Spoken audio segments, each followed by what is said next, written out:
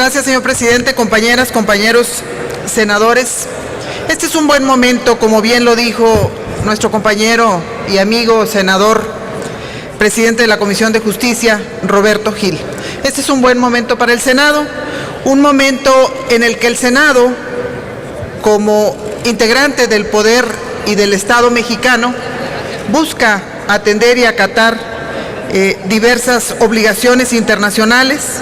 y, por supuesto, criterios sustentados por la Suprema Corte de la Justicia de la Nación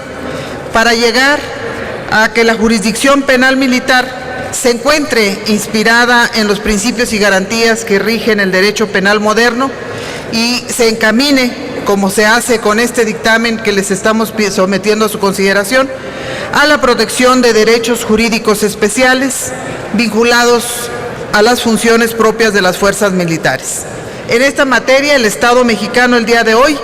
adopta importantes obligaciones internacionales y en ese sentido, el dictamen que presentamos resuelve también sobre 8 iniciativas presentadas por diversos legisladores, las cuales constituyeron un avance muy importante, hay que destacarlo, para el cumplimiento de las obligaciones emanadas de los diversos tratados internacionales de los que México forma parte. También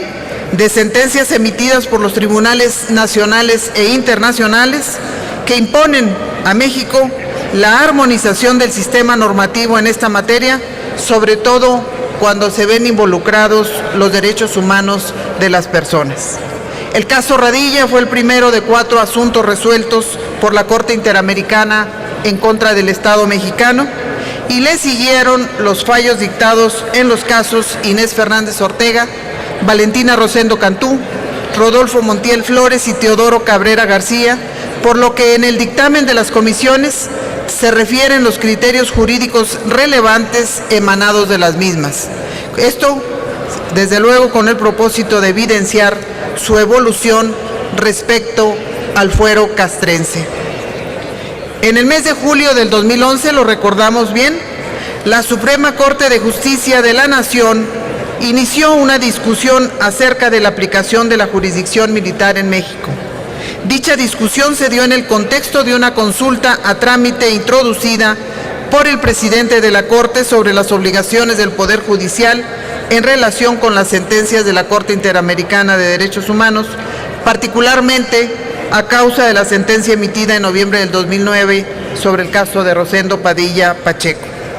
El criterio establecido en aquella ocasión por la Suprema Corte dejó claro que bajo ninguna circunstancia la jurisdicción militar puede ser válida cuando se encuentren involucrados civiles en violaciones a los derechos humanos. La Suprema Corte estableció su competencia para resolver los casos en los que exista un conflicto entre las jurisdicciones militar y civil y clarificó su facultad de aplicar la competencia original en aquellos casos en que existe un conflicto jurisdiccional entre autoridades civiles y militares emanado de casos de violaciones de derechos humanos cometidos por las Fuerzas Armadas. Estos resolutivos resultaron de trascendencia histórica y sentaron un precedente de primera importancia en la interpretación y las decisiones que asumirán en el futuro las autoridades jurisdiccionales del país en temas claves de la protección de los derechos humanos de todas las personas, tales como el carácter obligatorio de las sentencias de la Corte Interamericana de Derechos Humanos, la conformidad de las sentencias del Poder Judicial con lo dispuesto en la Constitución y los tratados internacionales en materia de derechos humanos,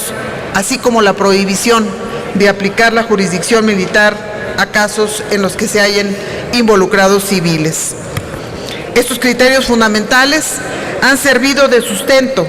al dictamen aprobado por las Comisiones Unidas, que encuentra su base en el artículo 13 de nuestra Constitución Federal, que claramente dispone que los tribunales militares en ningún caso y por ningún motivo podrán extender su jurisdicción sobre personas que no pertenezcan al ejército y cuando en un delito o falta del orden militar estuviese implicado, conocerá del caso la autoridad civil que corresponda. la Corte Interamericana de Derechos Humanos determinó que no es necesario modificar el contenido normativo del artículo 13 de la Constitución Política de los Estados Unidos Mexicanos, pero señaló que su interpretación debe ser coherente con los principios convencionales y constitucionales de debido proceso y acceso a la justicia, contenidos en nuestra propia Constitución y en el artículo 8.1 de la citada Convención Americana. Asimismo, se tomaron en cuenta las recomendaciones emitidas por los organismos de derechos humanos del Sistema Universal de Naciones Unidas sobre la restricción al fuero militar, como las dirigidas al Estado mexicano por el Comité de Derechos Humanos, órgano creado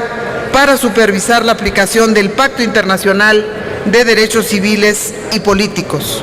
las derivadas de las recomendaciones del Comité contra la Tortura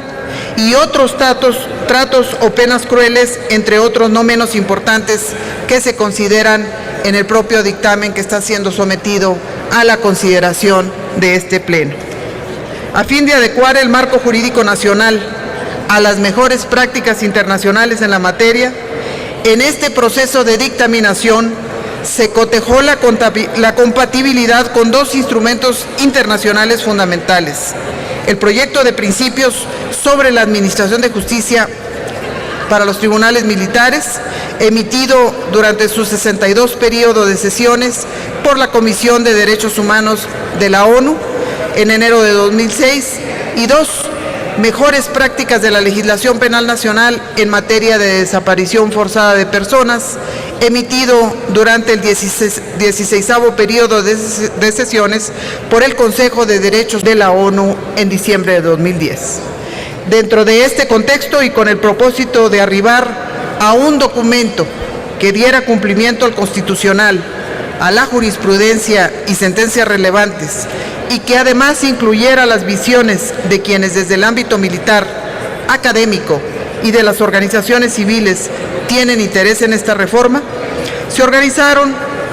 por las comisiones sustantivas múltiples foros y audiencias que sirvieron para enriquecer la perspectiva del proyecto de dictamen, que ahora se presenta mejor consolidado y con elementos suficientes para que este Pleno proceda a su aprobación en los términos que han sido aquí propuestos. Por estas razones, compañeras y compañeros, como presidenta de la Comisión de Estudios Legislativos y agradeciendo a los integrantes de esta comisión el apoyo que se dio a las tareas deliberativas y de aprobación de este dictamen, es que con convicción del paso que estamos dando, sabemos que es trascendental para armonizar nuestra legislación en materia de justicia militar a los compromisos internacionales asumidos por el Estado mexicano, y que este dictamen asegura que la dirección que debe seguir este Poder Legislativo en este importante tema es el correcto. Bien lo dijo Roberto Gil, este es un buen momento del Senado mexicano. Muchas gracias por su atención. Gracias, senador.